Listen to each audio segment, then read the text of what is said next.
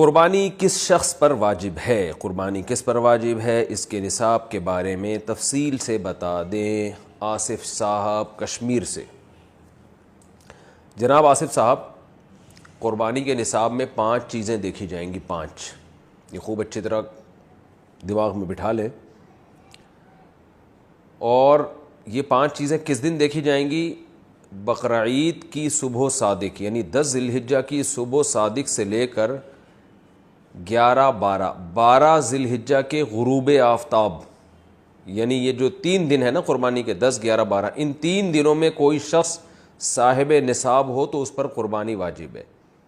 صاحب نصاب کا مطلب کیا ہے؟ یہاں پر قربانی پر خوب سمجھ لیں۔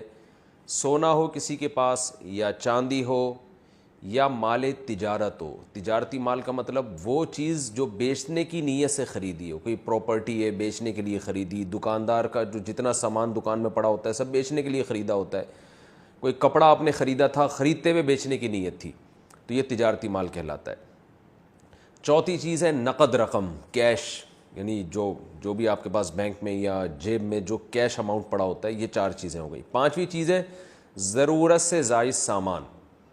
ضرورت سے زائد سامان میں بہت تفصیل ہے، آسان اس کی ایک جو ہم اگر ضبط کر سکتے ہیں تو وہ چیز جو پورے سال بھی استعمال نہ ہوتی ہو، گھریلو چیزوں میں وہ چیزیں جو پورے سال بھی استعمال نہ ہوتی ہوں، جیسے کپڑے، کوئی یا برتن ہے، ڈنر سیٹ ہے، پورے سال استعمال نہیں آتا۔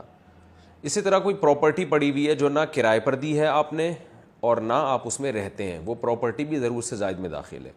تو یہ جو 5 چیزیں ہیں، کسی کے پاس یہ 5 چیزیں، ان کی جو ویلیو لگائی جائے گی تو ان 5 چیزوں کا مجموعہ اگر 52.5 تولہ چاندی کے برابر ہے، 52.5 تولہ چاندی آج کل 65-70 ہزار کے لگ بھگ ہے، نیٹ پہ سرچ کر لیے گا، تو کسی کے پاس یہ 5 چیزیں، یا 5 میں سے 4 چیزیں، یا 4 میں سے 3 چیزیں، یا 3 میں سے 2 چیزیں، یا کوئی ایک چیز 52.5 تولہ چاندی کے برابر ہے، اور یہ بقرعید کی صبح صادق سے لے کر ذی الحجہ کی 12 تاریخ کی غروب آفتاب سے پہلے تک رہتی ہے اس کے پاس، تو ایسے شخص پر، یعنی بقرعید کی صبح صادق کے وقت اس کے پاس یہ نصاب موجود تھا، اور یہ 13 تاریخ کی ذی الحجہ تک اس کے پاس یہ نصاب موجود رہتا ہے، تو وہ صاحب نصاب کہلائے گا۔ 13 تاریخ نہیں، 12 تاریخ، 10، 11، 12، 3 دن، تو وہ صاحب نصاب کہلائے گا اور اس پر قربانی واجب ہے، بشرطے کہ یہ جو 5 چیزیں یا 4 یا 3 یا 2 چیزیں میں نے بتائی ہیں، ان میں سے سب سے پہلے قرضہ مائنس کیا جائے گا، یعنی قرضہ مائنس کر کے 52.5 تولہ چاندی کے برابر بن رہا ہو۔ اسی طرح گیس بجلی کا بل جو ان کے اوپر لازم ہے وہ بھی اس میں سے، یا جو مہینے کا راشن آئے گا وہ بھی مائنس کیا جائے گا، جو گھر کا ضروری راشن ہوتا ہے نا وہ بھی مائنس کیا جائے گا۔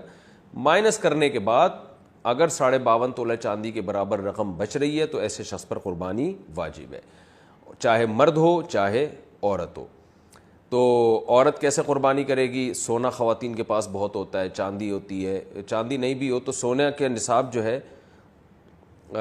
اس کے ساتھ اگر 1 روپیہ بھی ہے تو وہ بھی 52.5 تولہ چاندی کی قیمت دیکھی جائے گی اس میں بھی۔ تو عورت کیسے قربانی کرے گی؟ اس کے پاس تو کیش نہیں ہوتے عام طور پہ، تو پورے سال جمع کرے، تھوڑے تھوڑے اپنی جیب خرچی سے بچایا کرے، یا سونا کو بیچ کر کرے۔ البتہ کسی کے پاس صرف سونا ہی ہے اور یعنی باقی 4 چیزوں میں سے کچھ بھی نہیں، 1 روپیہ بھی نہیں ہے، تو پھر 7.5 تولہ سونا جب تک نہیں ہوگا قربانی واجب نہیں ہوگی۔ یعنی سونے کے ساتھ اگر چاندی ہے یا پیسے ہیں یا تجارتی مال یا ضرورت سے زائد سامان ہے، پھر سونے کی ویلیو دیکھی جائے گی، سونے کو نہیں دیکھا جائے گا۔ لیکن اگر صرف سونا ہی ہے تو پھر 7.5 تولے سونے سے کم پہ نہ زکوٰۃ ہوتی ہے نہ قربانی ہوتی ہے۔ تو یہ ہے، تفصیل سے آپ کو بتا دیا۔ تو آپ چاہیں تو اس میں ایک گائے میں حصہ لے لیں، چاہیں تو بکرا لے لیں، چاہیں تو دمبا لے لیں۔ مرد پر الگ واجب ہے، عورت پر الگ واجب ہے، جو بھی صاحب نصاب ہوتا ہے۔